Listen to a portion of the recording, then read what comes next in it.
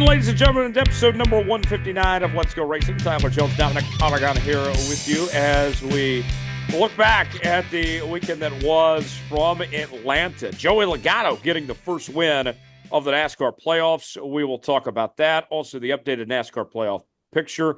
Plenty to get to in the news and notes side. Maybe even more intriguing than the on-track action with everything going on in the charter discussions. We'll tell you the latest, what's going on there. And I'll also have our mailbag segment coming up at the end of the show as well.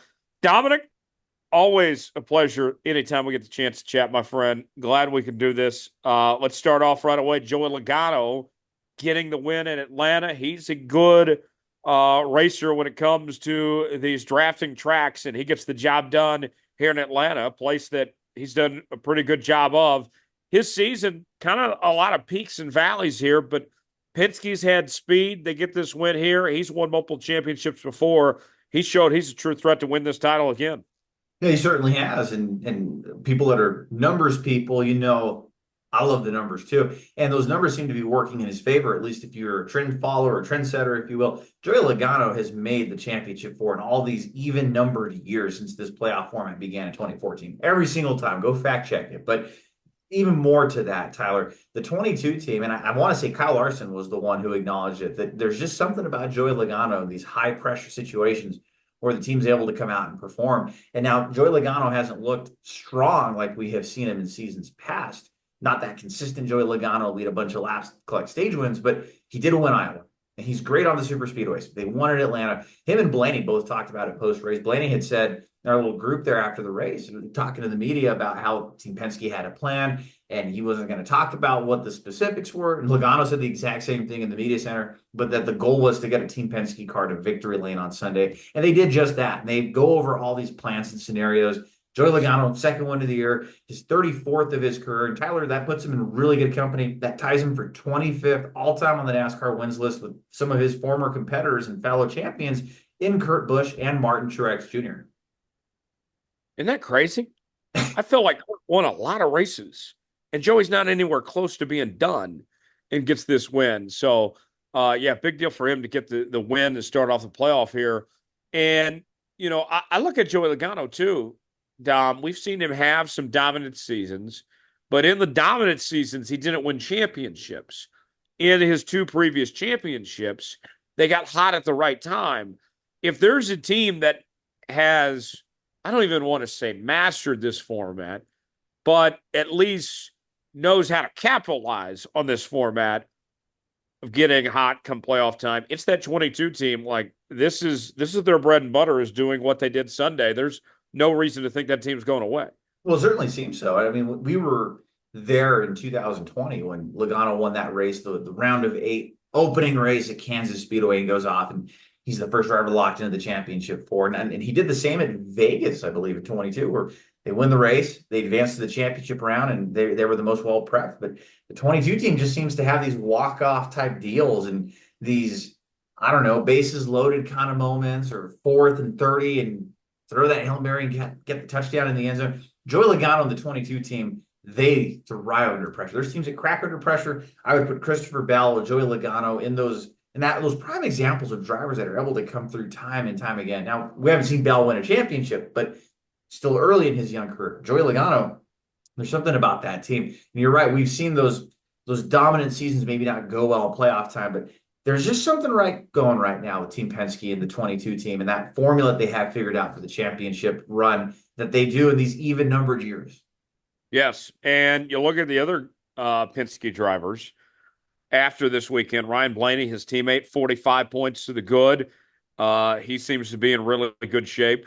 Meanwhile, Austin Cindric in 7th place, 27 points to the good. Penske as a whole, their organization's got to feel pretty strong about where they're at after that opening round. It realistically could not have gone better for them. Oh, absolutely. All around great performance for all three of the cars. Austin Cindric leading 91 laps like he did, taking the stage victory. Never led that many laps in a cup race until Sunday. And then Ryan Blaney, what a great marketing partner in Dent Wizard, a company that helps them with auto repairs. He was involved in that stage 3 crash with Chris Buescher and Martin Truex Jr.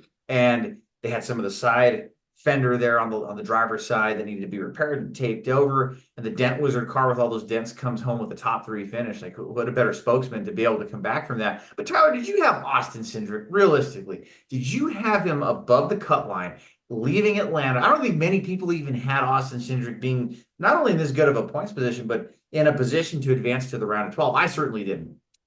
I mean, you think about it. If he can score back-to-back top tens the next 2 weeks, he's solidly in the next round. That's all you got to do if you're Austin Cindric. Just finish top 10 next 2 weeks. You're probably in pretty good shape going forward from here. So good start for the playoff for Team Penske. Now, the guys that struggled, Denny Hamlin, bad day. All of a sudden, he finds himself 2 points above the cutoff. Martin Truex Jr. in his final season, trying to go out a champion. He'd done so well in points all year. He's 19 back now. And with 2 races left to go in this round, Hamlin and Truex, 2 Gibbs drivers, they find themselves with their back against the wall. And this upcoming race at Watkins Glen, I know that Truex has done well on road courses, but not particularly at Watkins Glen necessarily. Hamlin, he's not a road course racer. This doesn't necessarily suit these guys for what's ahead. Like they're really going to be tested to try to get out of this first round. Oh, certainly. And you need to have just these boring top 15, top 20 days to really advance out of the round of 16. And we know drivers are going to have issues, but I think of all of those drivers that you just mentioned, Tyler, Denny Hamlin's probably the biggest shock because we know he's a great super speedway racer. And maybe you know more on this. I remember looking through some of the radio chatter and some of the Twitter stuff and X stuff going on in the first stage. And I don't know if it was a miscommunication. Maybe I'm reading into something that wasn't there, but the banter back and forth between Chris Gabehart and Denny Hamlin. Because recall, he started the race at the back. They had the issue, I believe it was a spark plug issue or something in qualifying. They had to change something out. Denny Hamlin was 2 seconds off the pace in qualifying. He starts in the back, and the thought was that drivers could make the full stage or most of the stage on one fuel run. And Chris Grapehart's telling Denny, you don't have to be saving fuel. And Denny tells him something along the lines of, I'm not trying to save fuel. So part of it, I think, was strategy, but was part of it maybe struggling to get through the field. Denny Hamlin didn't score any stage points, Tyler, and then he's involved in a crash. For him to say he would just wanted to score 20 points, I'm with Kyle Petty and his post-race analysis. That is some of the strangest stuff I've ever heard come out of Denny Hamlin's mouth.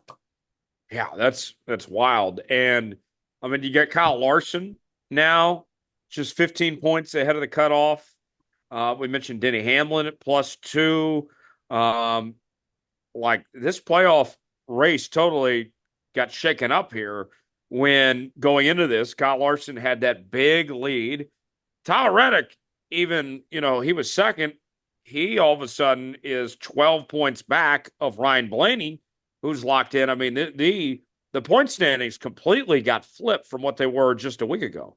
They certainly did. And Ryan Blaney, I think, what a clutch performance, a gutsy performance. And I can tell you, too, there were a lot of the Netflix crews there filming, you can tell, for the next season of the NASCAR Drive F1 equivalent they're doing. And I'd be curious to see when we look back on that, when we look back on this Atlanta race, whatever happens with that 12 team, Tyler, what a gutsy performance. Because I recall right, too, I think Blaney's team even fell a lap down with the incident with Truex and trying to fight back the way they did. They had to climb their way through the field to be able to finish third the way they did. Daniel Suarez as well. I think another driver that doesn't get a lot of credit for what he did on Sunday, running up front where he counted. I believe he led 9 laps, finished second, almost swept both Atlanta races this year. So really, really good performances, I think, from drivers that needed him. And Bob Pockrass, friend of the show, Fox Sports, I think said it best too. And you look on the flip side of it, I think Martin Truex Jr., he's probably a little looking more forward to retirement, I think, than what we were probably all anticipating. He's probably glad he's retiring at the end of the year. Yeah. One more thing I'll say. The last 4 drivers that got in with wins, Daniel Suarez, Austin Cindric, Harrison Burton, and Alex Bowman, all 4 of them, like, they were heavily criticized. People were saying, wow, what are they doing? They don't belong in the playoff. Should have been, guys by points, winning you're in is stupid and all that. And fast forward to this week, Bowman and Cindric are 27 points ahead of the cutoff. Suarez is 22 points back. Harrison Burton is still 16 points back, but These guys are not laying down for nobody. They're fighting for dear life and very competitive through this first week. I got to talk a little bit with Alex Bowman after his fifth place finish on Sunday, and what he had said to me and just some of the other media members too, just that the team was really happy with their performance. That he knows Watkins Glen's not one of his best races, but Bristol, they've done a lot better, but he's been doing a lot of sim time for that. And you got to think too that a fifth place run like that gives a team like that a lot of momentum. And Tyler, the fact that the man was having to face questions going into the race weekend at media day a few days before Atlanta about, hey, are you getting replaced? Is Ally buying out your contract? Are you going to Spire Motorsports? And it got to be a distraction, but I think going and making a deep playoff run and a start like this certainly helps, with making an even deeper playoff run will just shut up all those critics. Yeah, I think so. I think so. Dom, let's move on now. Let's get to our news and notes. The latest headlines in the sport. Let's talk about the charter situation.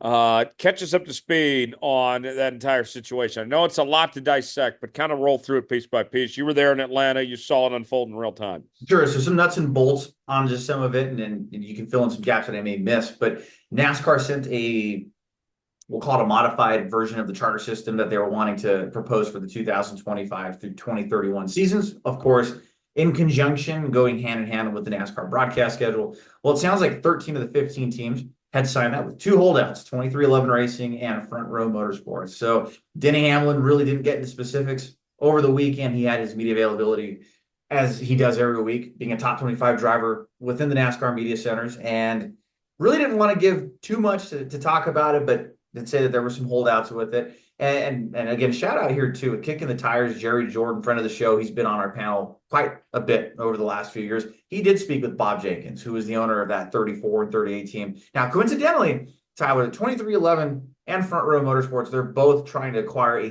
third charter. So not sure if that plays into any of the situation, but from the sound of it and just kind of reading what Jerry had with his interview with Bob Jenkins and what's in his story, and you can read more of that at kickingthetires.net, is the fact that it seemed like whether it be a rushed situation or maybe things trying to go really, really fast, that NASCAR presented this 100 plus page document and it was expected to be signed the next day. And with 2311 and Front Row Motorsports not signing the deal, there's people I've talked with, some sources around the garage, there's a big gamble here. Is there leverage more in NASCAR's favor? Is there leverage more in 2311 and Front Row Motorsports' favor? These remain to be seen. And you got to imagine, Tyler, 2311 having Michael Jordan in their corner and Bob Jenkins, who has invested millions and millions of dollars with this team since 2006, I want to say, with all his restaurants and franchises that he owns. You got to figure there's some of that probably coming into play with all of this. There's so much to unpack with this whole situation, and it's going to be fascinating to see how it plays out over the next few weeks, because that deadline was missed by those two teams. So NASCAR had made it known they wanted this done before the playoffs, wanted to get it out of the way and not be a distraction for the playoffs and let the playoffs take center stage. And, they give them this deadline and all. And we heard, that the threat that was out there was sign this or you could lose your charters. And you mentioned 13 to 15 sign it. We don't see 2311 or Front Row Motorsports sign it.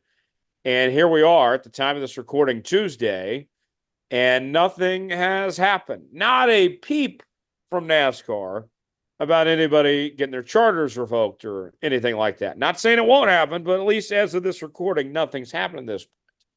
And what you saw essentially was 2311 and Front Row Motorsports have called NASCAR's bluff. And now we're in this kind of, I don't even know how to describe it, Dom, but this perplexed spot here, because you got some of the agreement, but not all of it. But ultimately, everybody's got to agree to the same thing. If 2311 and Front Row Motorsports negotiate and have their way, aren't those other teams going to say, well, wait, we already signed this? Like, does the rules not apply to 2311 and Front Row as it would the other teams? Do we get a whole new agreement out of this? Does this go to a legal proceeding? Does NASCAR take the charters away here? Like, NASCAR's kind of stuck between a rock and a hard place of they were calling these teams bluff, and most of them took the bluff. But 23-11 and Front Row being the holdouts here, you know, if the two holdouts here, Dom, were, not to throw any shade here, but let's be honest. Let's say it was Live Fast and Spire Motorsports.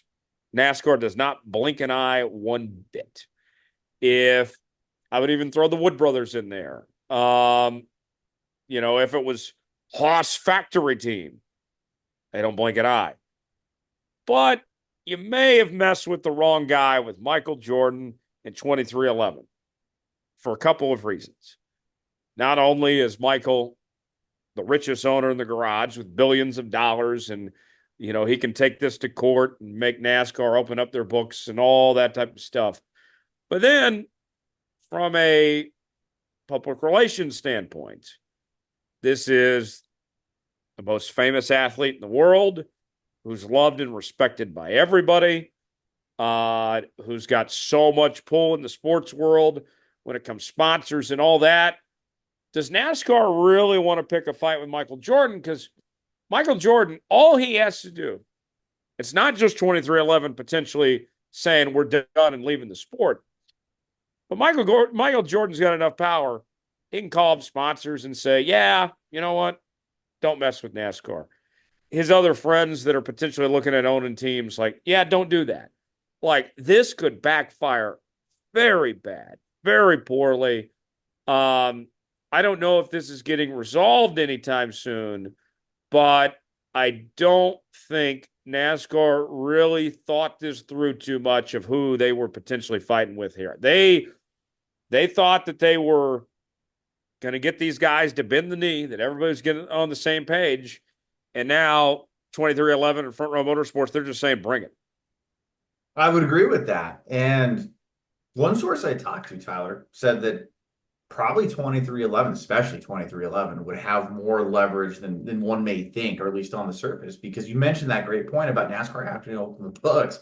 If you have this team fighting it, and we'll throw Front Row Motorsports in there to get both these teams fighting, but really where that leverage is in my opinion too, I would say it was with Michael Jordan, those books get opened up. NASCAR is a private business. NASCAR is not the NFL, Major League Baseball, the NBA. NASCAR is a private business, and it's not publicly traded. The books don't have to be open, and I'm sure there's a lot of trade secrets. There's a lot of things in the books that maybe doesn't want to be out, or that NASCAR doesn't even want to tell us what the race winnings are.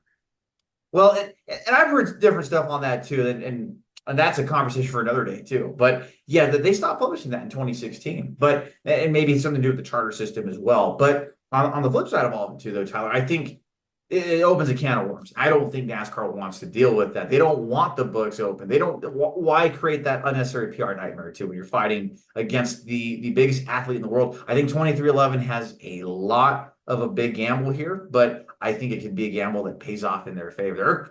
NASCAR called the bluff. Now 23-11 and Front Row are calling the bluff.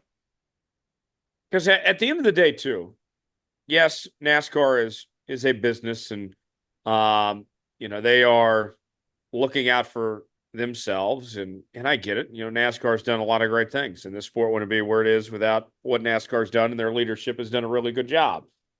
But it's the damage effect here. At the end of the day, I don't think NASCAR, as much as they may be annoyed with Curtis Polk, and honestly, rightfully so, at the end of the day, they can't let 23-11 walk out that door. Because if they do, that's going to look really, really bad. And so there's going to be some middle ground. There's going to be something that's going to be worked out. I don't know what it is, what it's going to look like, but I think that this charter agreement is not worth losing. Arguably, your team with the most potential of anybody in the sport right now. I was just talking to Shannon Spake the other day, and they have the nicest shop in the entire sport right now. They got so much money. They got Toyota's support. That's a team that wants to be involved in NASCAR, wants to invest in the sport. If you're NASCAR, I look at 23-11 and I see, yeah, they might be annoying, but That's the future of the sport is 2311. Rick Hendrick's not going to be around forever. Joe Gibbs isn't going to be around forever. Roger Penske's not going to be around forever. NASCAR, I think, needs 2311 racing more than they realize. You're not wrong. You're making valid points because here's a young team that won the regular season championship in 4 years, the 4 years of their existence. They've had great drivers. They're bringing in experimental programs with that 50 car, the 67. They have Travis Pastrana in the Daytona 500 fielding a car. They've done some really cool and unique things.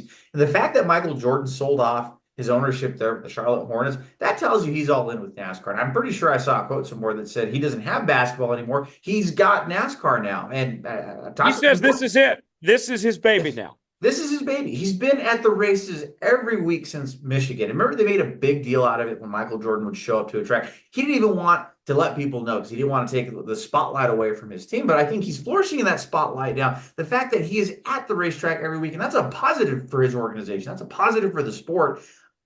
I don't think NASCAR wants to lose that. They may not admit that publicly, but you don't want to lose the presence of MJ and arguably a partnership with the greatest athlete in the world. That'd be crazy to let that walk out the door.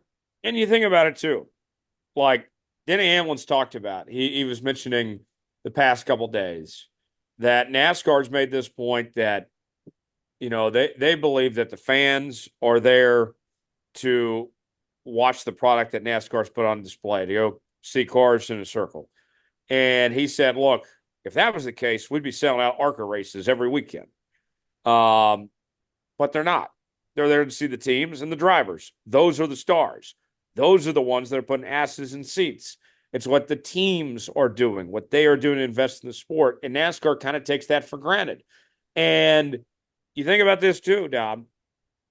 In the original charter agreement, there was 15 total teams, I think, in the original charter agreement. Only about 9 of them are still in the sport right now. This is about survival. This is about keeping these teams around. And if you chase off 2311, that won't be the only ones to go. There will be more that go by the wayside, and you'll continue to put this sport and these teams in a tough spot here if you do so. Now, let me say this when it comes to the charter side of things. So there was an extensive article in The Athletic, Jordan Bianchi put together, talking to a lot of different teams and executives, as unnamed sources. And if you haven't read it yet, you ought to, folks, because there was some crazy quotes, some of the craziest stuff I've ever heard out of the NASCAR garage. Saying that NASCAR held these teams with a gun to their head and, comparing them to communism and all this and a dictatorship that NASCAR is. And, there might be some truth to all this, but this is where I come to the defense of NASCAR. I call balls and strikes here. I'm an honest broker. If you really felt that way, you had a chance to do something about it. Instead, you're letting 2311 Racing and Front Row Motorsports fight your battles for you and fight your fight. Obviously, those teams that feel that way are on the side of 2311. They're rooting for 2311 in this process, not NASCAR. But when push came to shove, they faltered. They bent the knee. And now 2311 is on this fight by themselves with Front Row Motorsports. Those other teams, I don't want to hear it from you. I don't want to hear it from you bitching about, what NASCAR did and all this. It's a negotiation. It's a process. And I understand that some of these teams are family owned and that's their livelihood and all that. They might not have the money that Michael Jordan does and all that. You left 2311 Front Row out to dry. You made your bed. You got to sleep in it now. So, to me, those other teams, tough luck. You agreed to it. And there's been an open line of communication. You could have said, 2311 and the Front Row Motorsports, we're in this fight with you. We're going to take this to the very end. We're going to see where this goes. But they didn't do so. So those teams that signed the deal, that want to complain about it, I've had it. Tough luck. You guys bit the knee. I don't feel bad for you. No, and Yeah, the hanging out to dry part is absolutely correct because how many times did we hear it? We heard it from Jeff Gordon. We heard it from different team owners and vice chairmen and all these people that they wanted the fairest deal possible. And maybe they got strong armed to sign it. Who knows? But now 2311 and Front Row are the ones fighting for everybody. And I feel like that's going to create animosity between executives with all these teams. Because really, you had our back until NASCAR said no. And now you left us to fight. Don't come to us for anything. Yeah. Yeah. Absolutely. I don't know how this is all going to play out, how this is going to end, but credit where credit's due to 2311 and for Front Row Motorsports for fighting the good fight. NASCAR, Dom, I know I've been critical of them throughout this process, but I mean, Steve, Jim France, they're obviously a hell of a negotiators. You may not like it, but they're trying to get everything they can get, and they're playing their cards. We'll see how it plays out, but I'm sure there's going to be lawyers involved in all that. But this is a business. NASCAR's got to look out for their ass, and these teams got to look out for their ass. And we'll see where this ultimately ends up. But I even though I've been siding with the teams, I don't necessarily blame NASCAR either. If they got that type of power, Yeah. I mean, until somebody takes it away from them, I don't blame them for using it. I don't either. And I'd be curious on your thoughts on this before we move on, Tyler. I know MJ has been known as a gambler across his life, of gambling on anything, whether it be playing cards or throwing dice or whatever. Do you think it's the gambler side and MJ maybe coming out in this whole process too? Maybe so.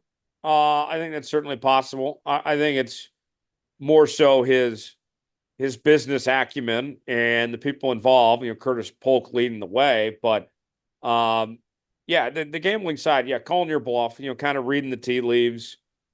They got an idea what's going on, and I hope it works out well for them. We'll see. A lot to go from here. What do you want to talk about next?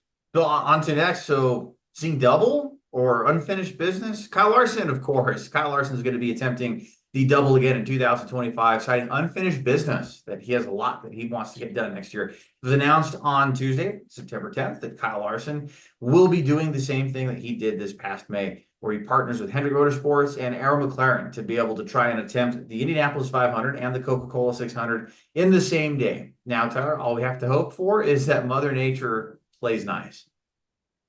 Yeah, I'm happy for Kyle that he's going to do this.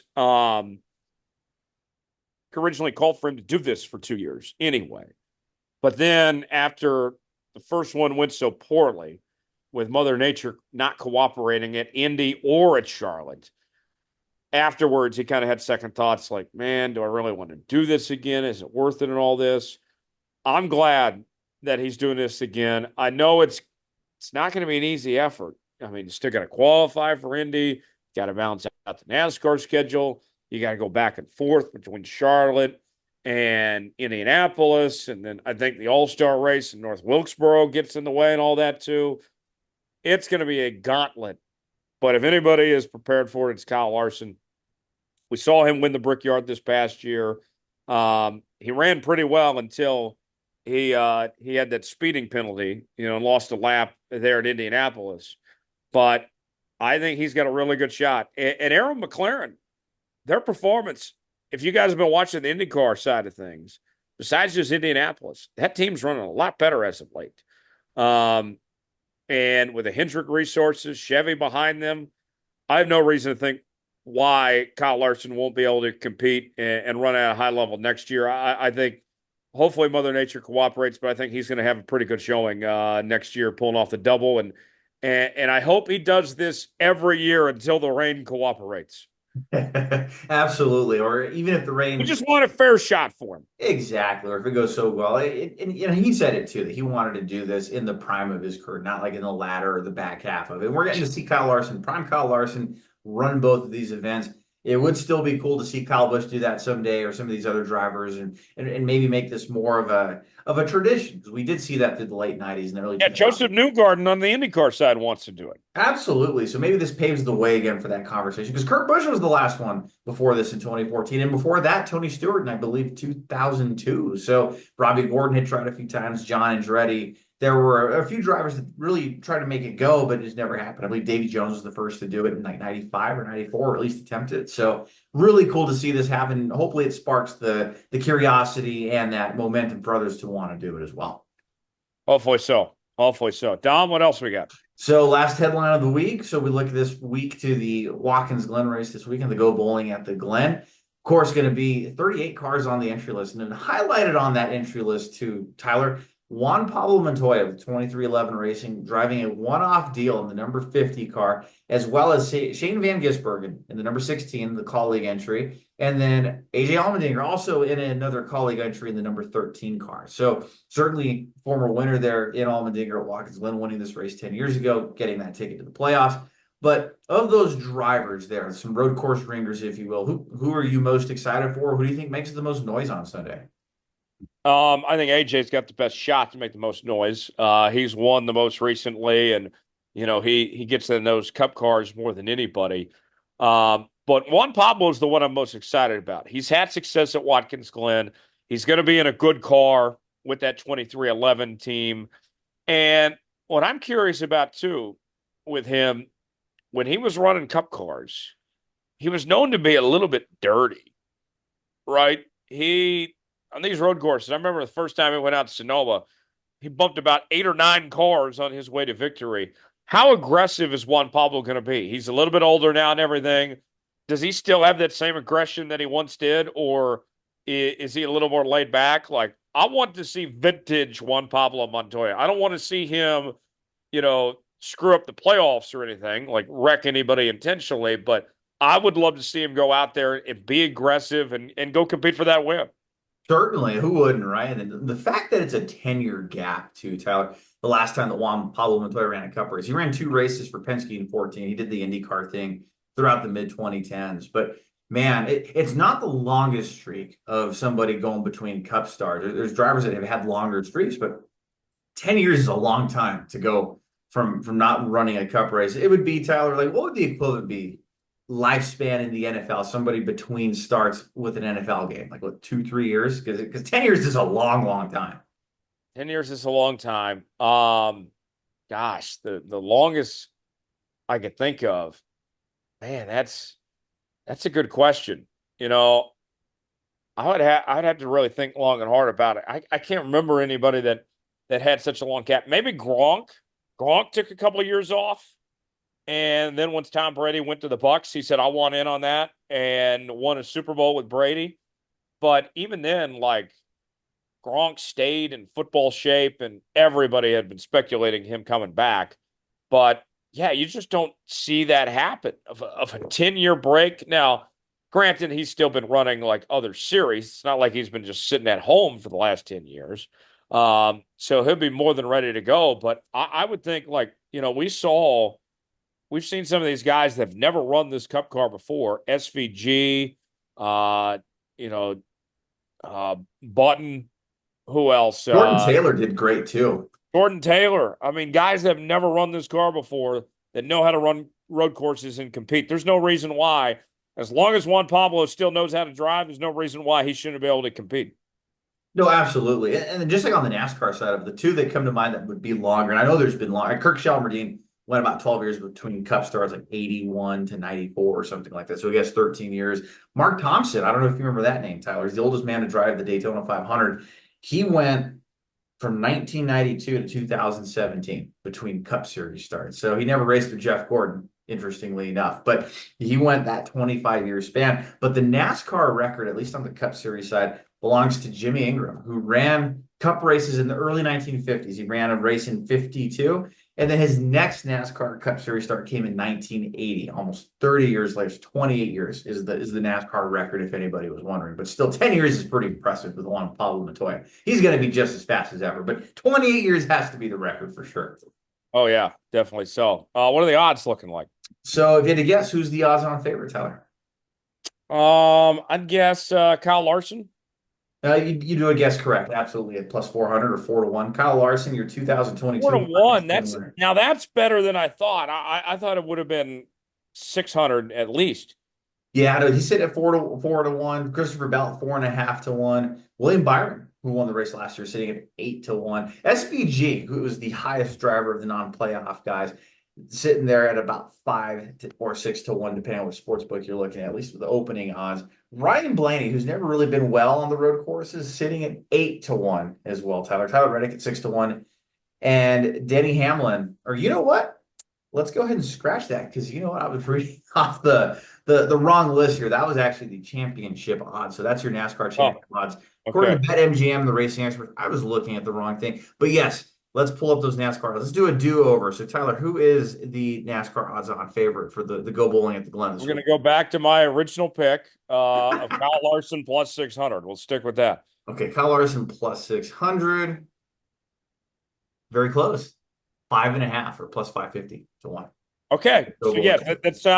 that sounds much better. Yes. There you go. So either way, I started looking at the odds and wait, I'm reading off the wrong section, but hey, live podcast, gotta love that. William Byron, last year's winner, 6.5 or plus 650 to 1. SVG sitting at plus 750 or 7.5 to 1. Again, according to the Caesar Sportsbook. Tyler Reddick at plus 750. Chase Elliott, road course A, sitting at 9 to 1 or plus 900. AJ Allmendinger, 12 to 1. Michael McDowell, 14 to 1. Juan Pablo Montoya, opening odds, sitting there at 25 to 1. So certainly they're on the top half of the drivers. And of course, some of your long shots as you start going through the field. Corey LaJoie, Josh Berry, John Hunter Nemechek, all sitting at 500 to 1. So certainly some long shots there. Harrison Burton, I got to say too, Tyler, one of his best finishes prior to that Daytona when he finished, it was third or fourth at the Indianapolis road course in this next gen car. He's sitting at a plus 1 million on his odds. So that's, or I'm sorry, plus 100,000. So 1,000 to 1, 1,000 to 1 I for might throw Harrison Burton. I might throw a dollar on Harrison Burton then. Hey, you did 1,000. That'd be a pretty good investment right there, I'd have to say. Yeah, I think so.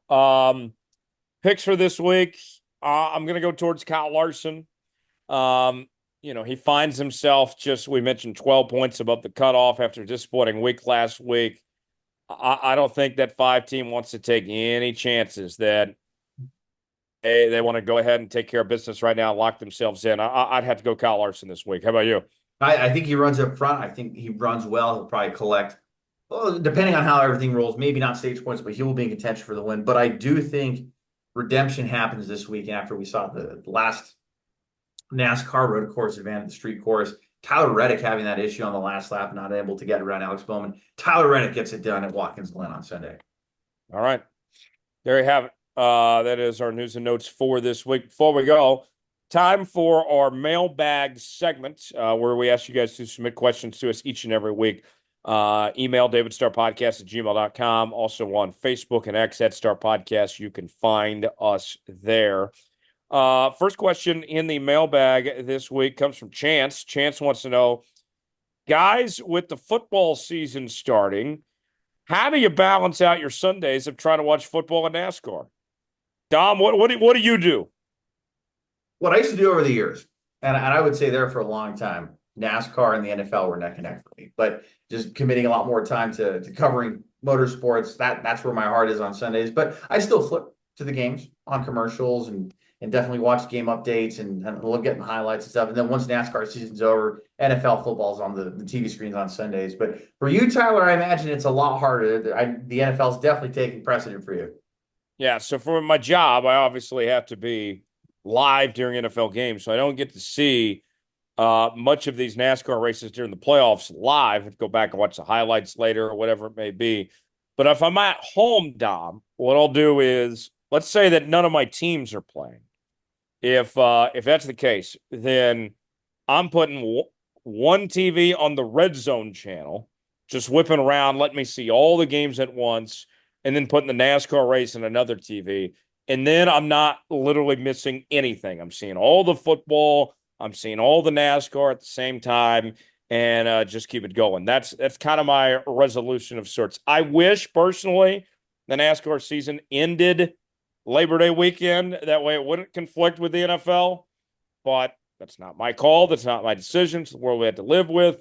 But Uh, that's how I kind of go back and forth. But it's twofold, Dom, because part of it is we get spoiled. Like, sweet, we got so much sports to watch. But then part of it too is like, man, I'm going to be missing stuff just because you can't see it all. Like it's the good and the bad, right?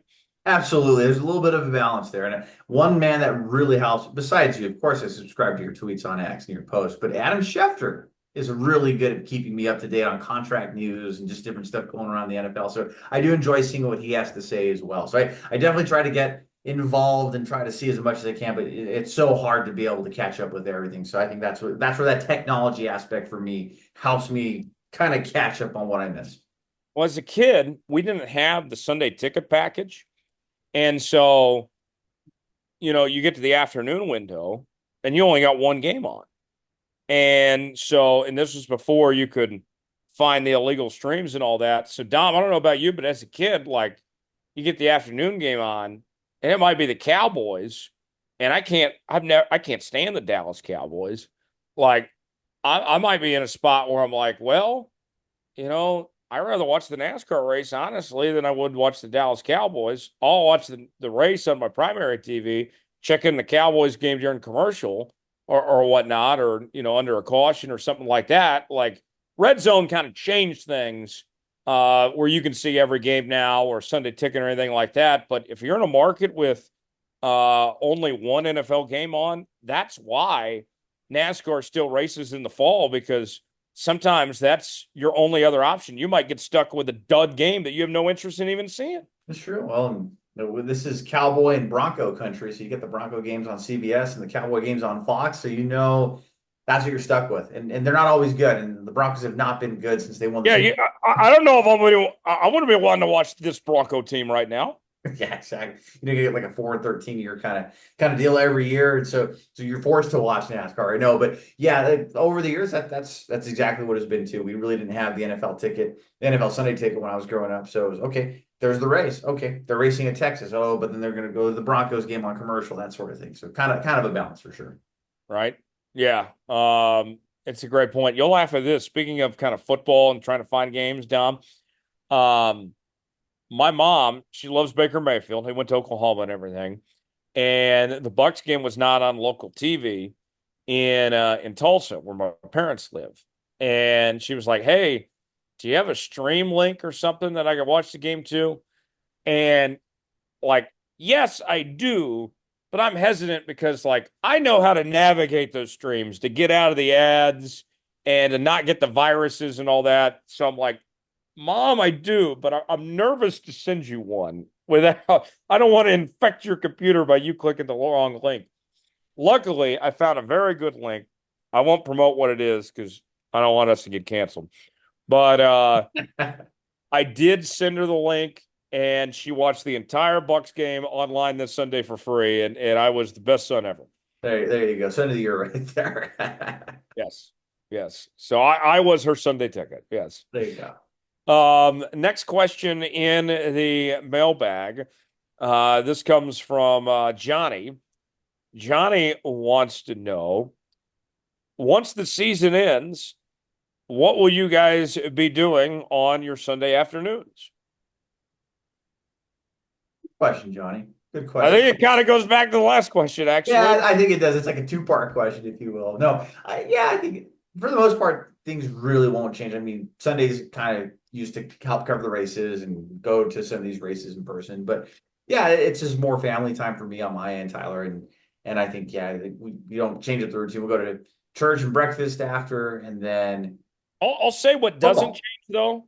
What doesn't change, Dom, like, Saturdays and Sundays for me during football season and NASCAR, I'm locked in. I'm not doing errands or honeydews or anything like that. Granted, I don't have a spouse, I don't have any kids, so I kind of get to live my life. I get that choice, that option. But like NASCAR ends or football's over, like that doesn't change. Like I'm still prioritizing. I'm planning my weekends around whatever sports I need to watch. Like the errands and all that stuff, that can be done later. But if I have appointment viewing, that's happening. There you go. Yeah, your Sundays are locked and loaded. Your weekends are already committed. Every minute's accounted for. Yes. Yeah. Speaking of every minute accounted for, we always end the show like, hey, what are we doing this weekend? What are we catching up?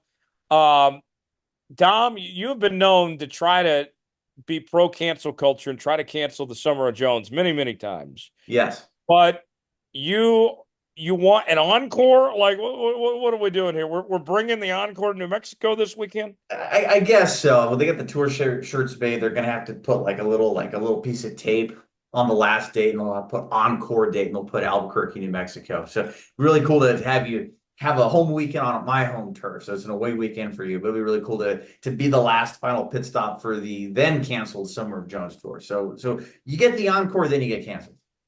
Okay. And then I'm going to Tampa in a couple of weeks, and that'll be what you call the fall of Jones. That'll be the fall of Jones because summer ends of what, September 22nd, September 23rd, however the equinox and the solstice falls. So Yeah. there you go.